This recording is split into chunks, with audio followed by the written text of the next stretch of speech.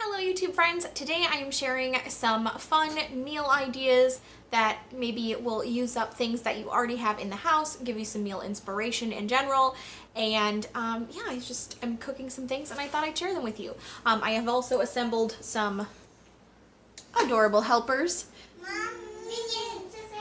But we're gonna go ahead and start. I was watching Kim from the Wads the other day, and she made homemade pizza pockets or hot pockets. So I have some dough that has risen here, and we're gonna go ahead and make some of these. So for that, I was able to get my hands on a mix of mozzarella and Parmesan, so that's what we're gonna use. Life with children. I have half a jar of marinara sauce that I had frozen because we simply weren't going to use it before it went bad, so I just popped it in my freezer, and since it was half full, I wasn't at all worried about putting a glass jar in my freezer. I have some garlic salt, which we might sprinkle on. I've got some onion I'm going to chop up for the grown-up version of these. I have some mini sweet peppers, and I have some pepperoni left over, so we're going to use all that up. The recipe calls for, or is supposed to make 8 pizza pockets, so I'm going to go ahead and cut the dough into 8 equal portions, or as equal as I can get without like a dough scale or anything fancy. And I will link to the recipe down below for you guys as well, so if you want to try it out, it will be available for you. So what have you guys been cooking during quarantine? Have you been using up what's in the pantry? Have there been some times where you feel like you're getting totally creative with your dinners? I would love to know, because I'm looking for a meal inspiration as much as the next person. Alright, so we've got 8 lovely triangles of dough, and I'm going to go ahead and roll one out here, and we'll see how big these end up being. And then the good thing is, this is not only going to be our lunch today, but it's also entertainment, because the kids are going to fill their own pizza pockets, right guys? Yeah. Mama might need a little bit of help though. Yep, that's alright, we'll help her, right? Yep. In fact, you know what, Carl? Can you roll this into a ball of dough for me so it'll be easier to roll out in a nice circle? This feels weird. It almost Liam, looks like... why don't you push your sleeves up too, guys, and then go ahead and roll this out. This feels kind of like Play-Doh. River, do it too? Okay, here's your ball of dough. Like soft. And it feels like There you really, go. really soft. And then the top Okay, is like... okay. It smells good. Okay. It does smell good, yes. Nothing like the smell of fresh bread or fresh dough, right? And I'm going to have flour all down my pants. Alright, so this is about how big I rolled the first one out. Is it a perfect circle? No, it is not. But I'm going to go ahead and give the kids each a nice rolled out piece so that they can each make their own pizza pockets. Alright, so now we're going to go ahead and fill the first one. So I've got my jar of defrosted marinara. So I'm just going to do a little bit on 1/2. Now I'm making this one for my husband, so I'm going to put a little more sauce than a little less, because that's how he prefers it. I don't like it too heavy on the sauce, so mine will be a little lighter. And then I have some chopped up wool.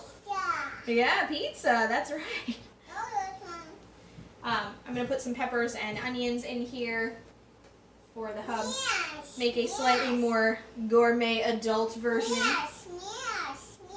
Yeah, it's a mess. Yeah, you think so, huh?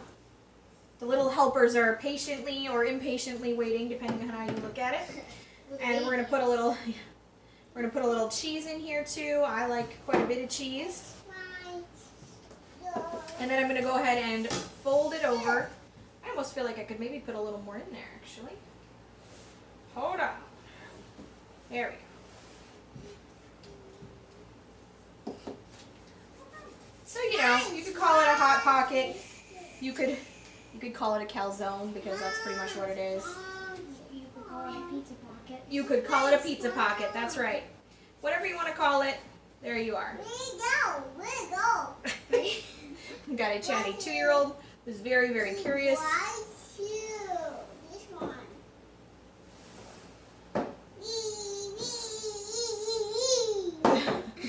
And there we are. Alright, so I'm going to go ahead and stick this on the baking sheet. And I'm gonna get to rolling out some more dough, and the kiddos are gonna show you what they're putting in theirs. All right, and Carl is gonna fill his pocket over here on this side so they can see ya.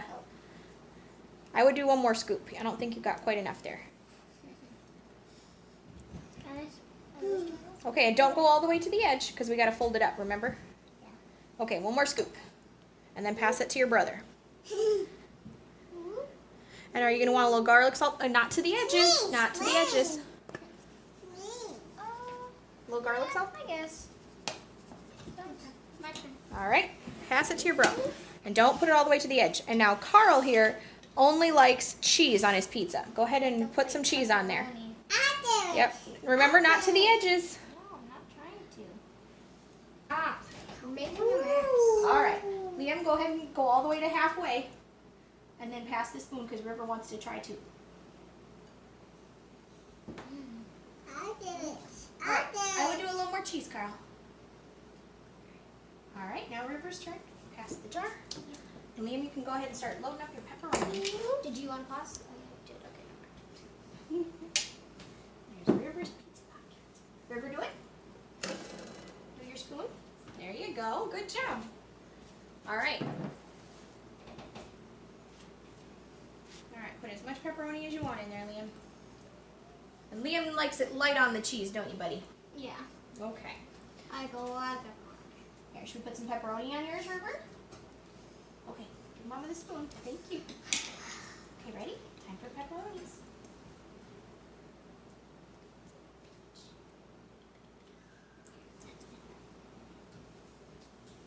All right. Oh, you want to put some cheese on there?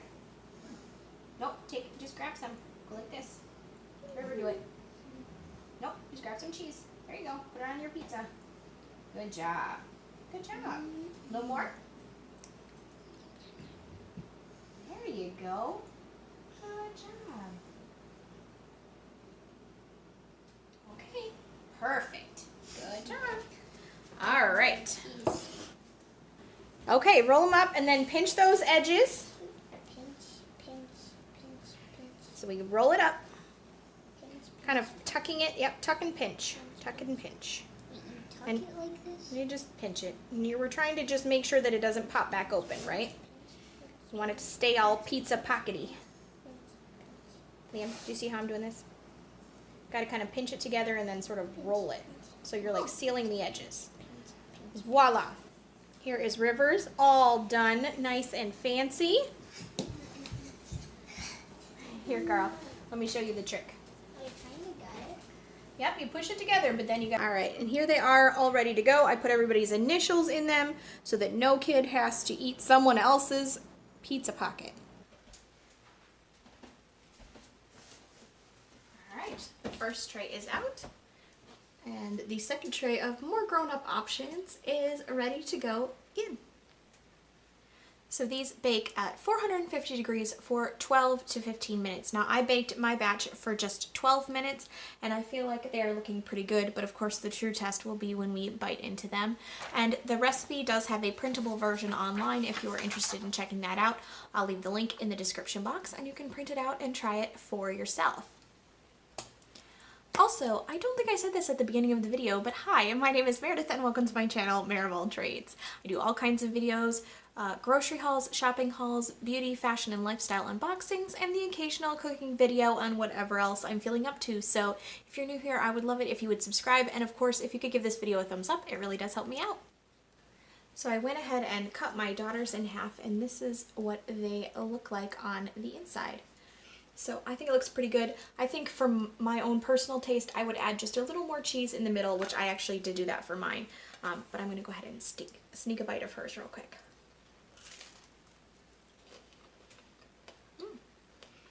Those are good. I would make that again. Thumbs up for that one. All right. The next thing that I'm going to show you is actually some sheet pan roasted broccoli. Now, I usually do my broccoli on a sheet pan at about 450. And since these pizza pockets are also cooking at 450, I thought that that would be perfect. Alright, so I just have my sheet pan, and then I normally just use good old olive oil from Costco and some salt and pepper to do that. So I'm just going to go ahead and cut my broccoli up into just nice chunks. and toss them on the sheet pan. If they're a little bit bigger, I usually will cut them in half.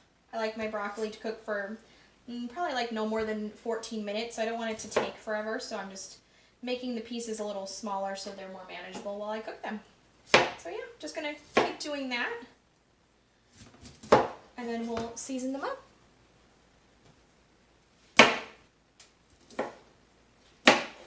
Alright, and that is the last of the broccoli. So I'm just gonna go ahead and give it a drizzle with some olive oil.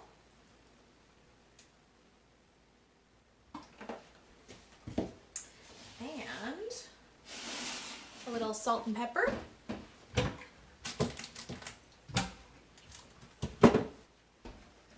Grab those.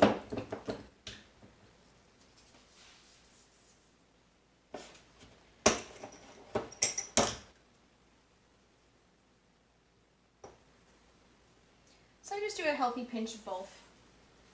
Maybe 2 pinches since this is 2 crowns of broccoli.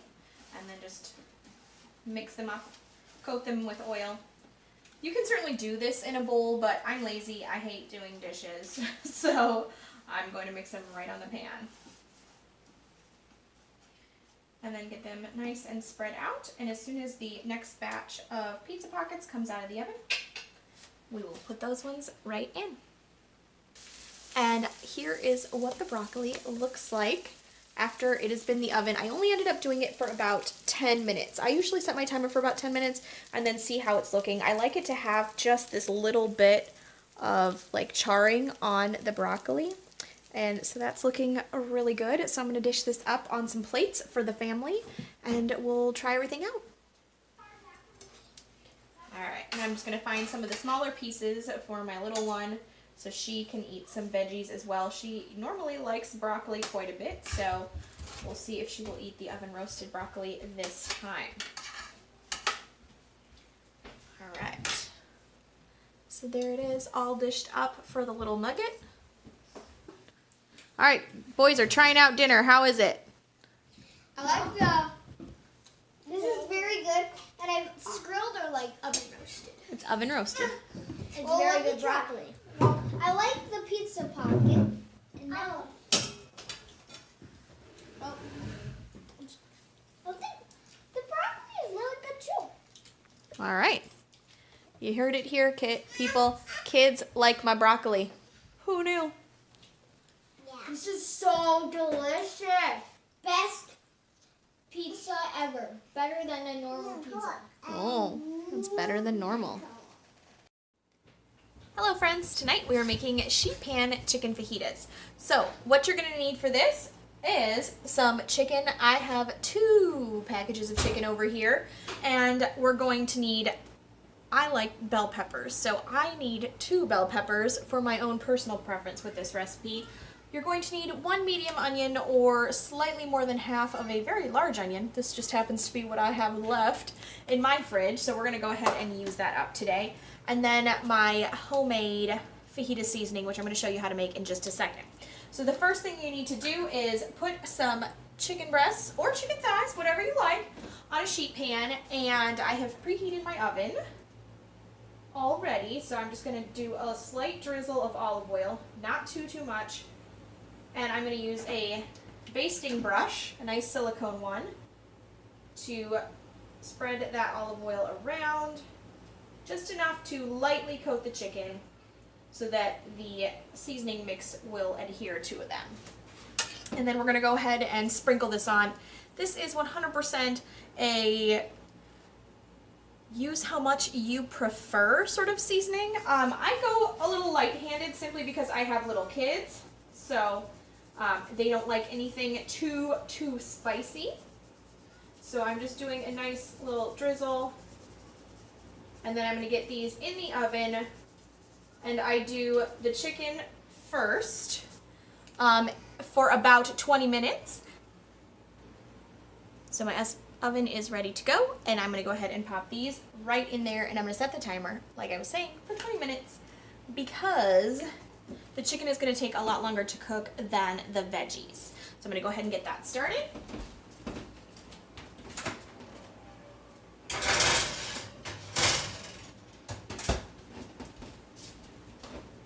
And I'm going to set my timer.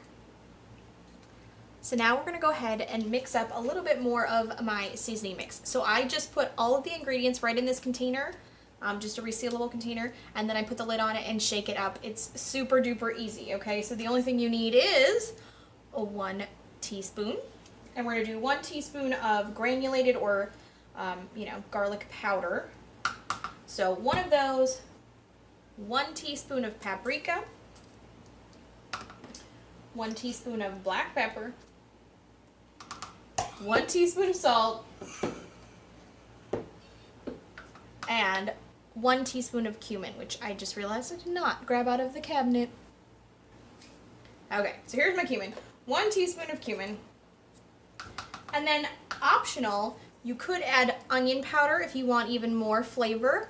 And you could also add cayenne pepper or chipotle powder.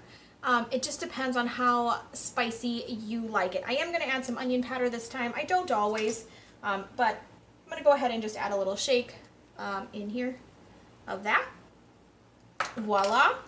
I'm not going to put anything else simply because my children will not eat it if I make it spicy. So, voila. Taco seasoning, fajita seasoning, whatever else you need it for seasoning. So, there you go. It's nice. It doesn't have any preservatives. It doesn't have any fillers. It doesn't have any cornstarch if you can't have corn-based products. It's just nice and clean. So you could also add whatever other spices tickle your fancy. You could do oregano also if you like. That's common in Mexican and Mexican dishes basically. That's what I'm trying to say. All right, I'm gonna get this stuff cleaned up and then we'll chop some veggies.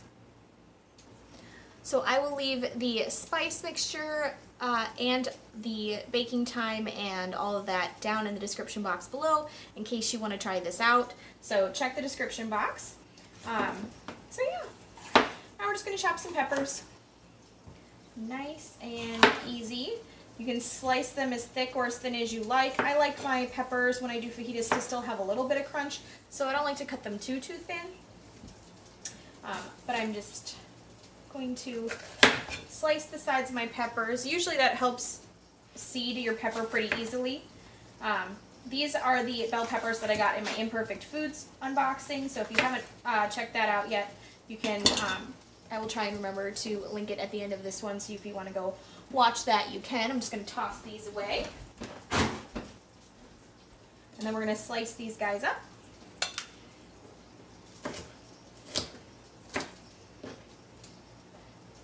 And then depending on whether you like them nice and long or not, this green bell pepper is pretty large, so I'm actually going to cut it in half and then slice it up. But the red bell pepper, I won't bother with that step. I'll just skip it because it's pretty short. But that way all my pepper strips will be the same length.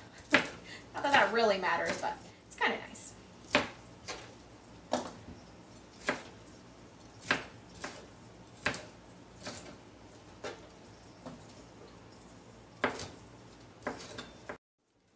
I swear the universe does not want you guys to see my sheet pan chicken fajitas recipe. I've actually filmed this video twice before and it didn't work out. Don't ask me why. Oh, that was my cat. That's Wookie. That little cat butt you just saw. So anyways, technical difficulties today. They're just being fun. But anyways, we're gonna get back to some fajitas. So here are all of my lovely chopped up peppers and onions to go with the chicken that is already in the oven on the sheet pan. So these peppers and onions, super boring. We are going to dress them with some olive oil and just a little bit more of the taco, Mexican, fajita, whatever you want to use it on seasoning. You could even add this into like your black beans if you're going to do black beans and rice or something like that. So I just did a slight shake of seasoning in there. I don't want a ton because sometimes I will actually use the leftover peppers and onions like in my omelets and it tastes delicious that way. So I'm just going to give these a little quick stir. There she is again, going across the screen. But anyways, so I'm just going to give these peppers and onions a quick stir just to make sure that the olive oil is coating all of the peppers and onions as well as the seasoning mix. Now, if you were vegetarian or vegan, this would be great. You could simply do the peppers and onions on a sheet pan, but the key to these working and not being mushy is to cook them at a different amount of time than the chicken. And the other thing is that I actually, because I do the chicken on the sheet pan first, when I go to put the peppers and onions on, this sheet pan is already preheated, so it gives that great sizzle and you get a little bit of that crispness on the edge, that sort of stir-fried, just slight char. My cat just keeps, she can smell the chicken. She's just like walking around back and forth. Anyways, so if you haven't met Wookie before, that is her. She is getting up there in years. She's 17 years old now, I think. So she's been with us for a long time. Anyways, so peppers and onions are all ready to go. I've got about 5 more minutes left on my chicken, and then all I'm going to do is take that sheet pan out of the oven, toss these peppers and onions right on there, and it's going to go back in the oven for about 8 more minutes, 8 to 10, depending on how thick you cut your peppers and how tender or crisp you like them to be. So, anyways. Oh, also, here's my lovely handwritten Post-it note. This is what I do with my recipes sometimes. I will put down my measurements or the ingredients that I use so that I can remember for next time. This is my own cookbook right here on a Post-it. Alright, the chicken is coming along nicely, and now it needs about 8 to 10 more minutes. So we're going to go ahead and dump our peppers and onions right on the sheet pan. And then I'm just going to quickly scooch them around a bit so they're spread out and will cook nice and evenly.